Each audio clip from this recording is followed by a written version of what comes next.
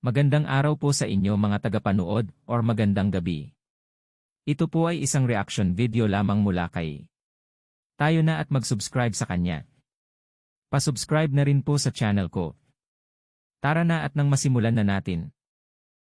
Sa pambihirang pagkakataon, nag-post ng makahulugang mensahe sa kanyang official Facebook account si dating Pangulong Rodrigo Duterte.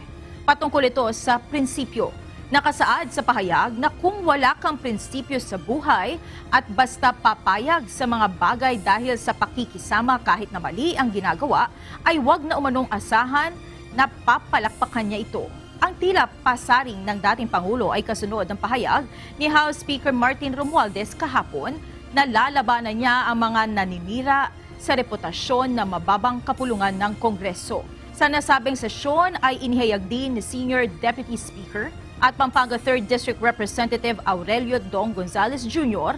na ang dating Pangulo umano ang siyang nagsabi na isang bulok na institusyon ang Kamara.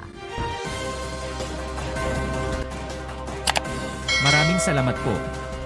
Huwag kalimutan mag-subscribe na po tayo kay. Pa-subscribe na rin po sa channel ko. Babay po.